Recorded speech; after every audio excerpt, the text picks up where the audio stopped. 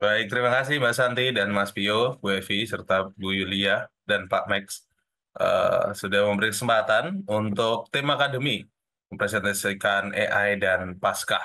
Bagaimana AI dapat dipakai dalam dunia pendidikan gitu untuk kelas-kelas diskusi online seperti itu. Baik, kita akan melihatnya Bagus. dari empat hal, yaitu AI dan pendidikan. Yang kedua, metode-metode pembelajaran klasik dan AI. Yang ketiga, AI Square. Dan yang keempat, training training AI plus Badeno.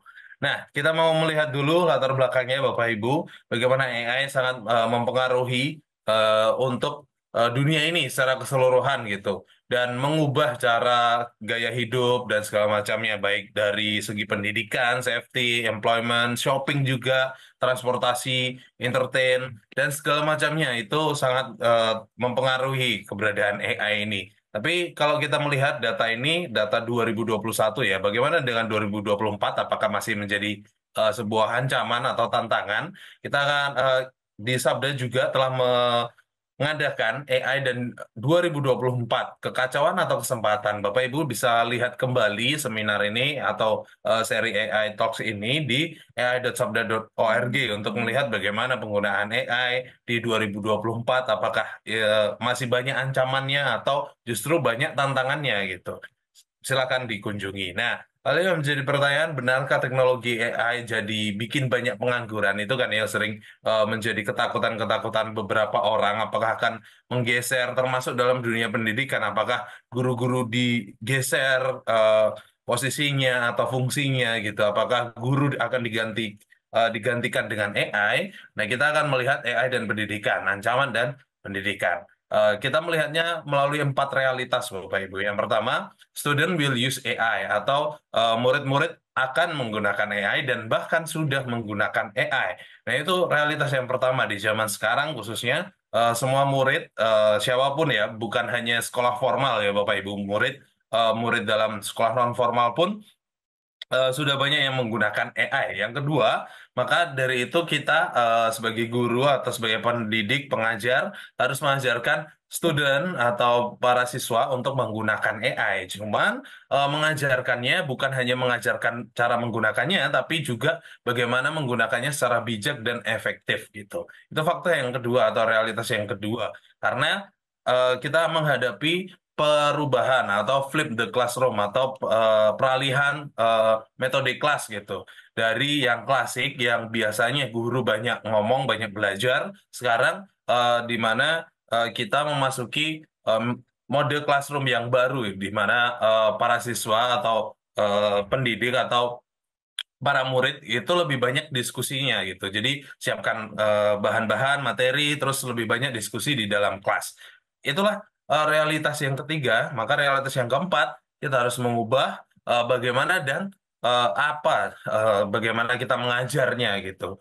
Kita harus rubah itu karena metode kelas atau classroomnya sudah berubah juga. Dan empat realitas ini akan menjadi satu fakta, yaitu harus invite AI to your class. Jadi harus manfaatkan AI. Maka empat realitas dan satu fakta ini akan menjawab pergumulan kita tadi, apakah AI akan menggeser atau akan banyak pengangguran dengan AI? Ternyata tidak, karena teknologi AI belum atau bahkan tidak akan menggantikan peran guru, karena tetap membutuhkan peran guru seperti itu. Sekali lagi, empat realitas jadi satu fakta: student will use AI, teach student to use AI, dan flip the classroom plus hybrid online dan maupun onsite, change what how you teach.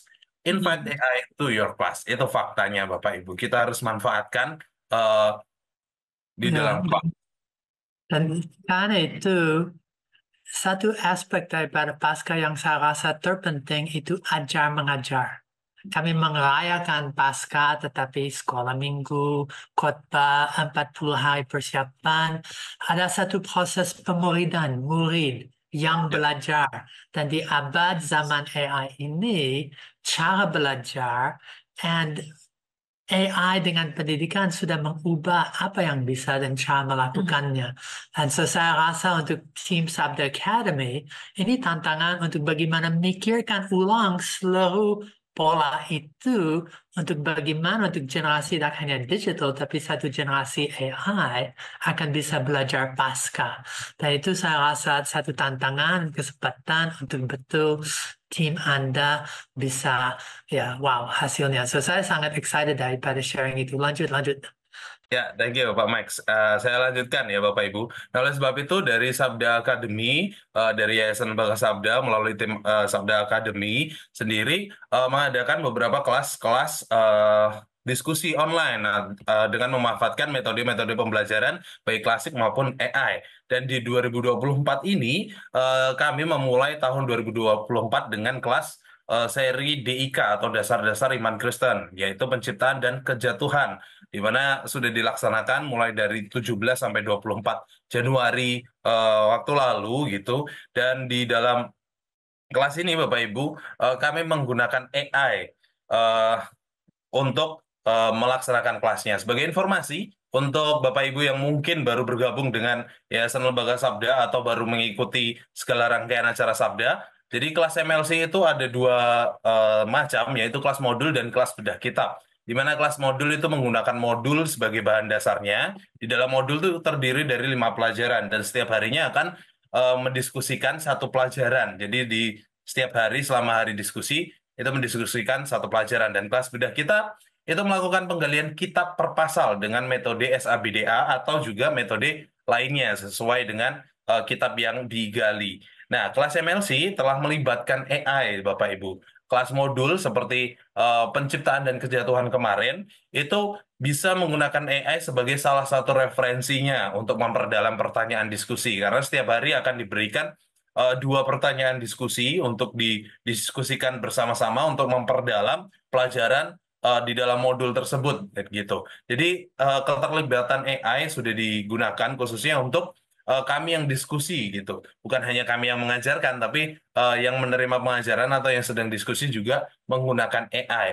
Dan kami juga telah melaksanakan kelas bedah kitab di kemarin, kelas bedah kitab Yunus, itu kami juga menggunakan AI. Salah satunya untuk mencari informasi terkait kitab Yunus, pasal yang sedang kami gali, itu menggunakan AI juga. Eh, untuk memperluas sudut pandang juga tentunya, tapi bukan hanya satu-satunya yang kami gunakan atau bukan hanya AI, kami tetap memperluas dengan referensi-referensi lainnya.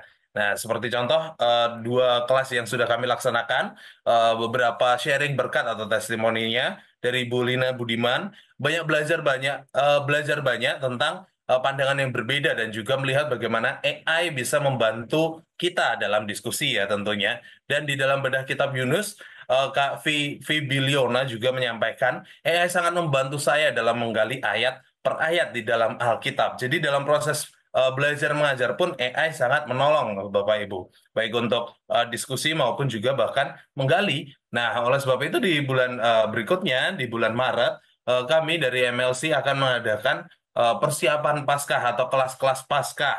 Ya, kami akan mengadakan kelas Yesus Juru Selamat. Tentunya ini akan kami manfaatkan AI sebagai salah satu referensi dan juga kelas memahami makna Paskah yang dilaksanakan pada tanggal 20 sampai 27 Maret. Bapak Ibu jika berminat untuk berdiskusi bareng kami juga tentunya menggunakan AI silahkan daftarkan diri. Nah, kelas Paskah ini kami akan menggunakan AI sebagai asisten untuk efektivitas waktu mengingat peserta kelas itu nggak semuanya di rumah ya, tentu punya pekerjaan masing-masing, tentu punya kegiatan. Jadi tetap pelayanan, tetap bekerja, namun tetap juga mengikuti diskusi. Nah, oleh sebab itu dengan AI, maka AI bisa digunakan, dimanfaatkan sebagai asisten yang sangat menolong untuk efektivitas waktu, bisa menjawab secara tepat gitu, secara cepat juga tentunya.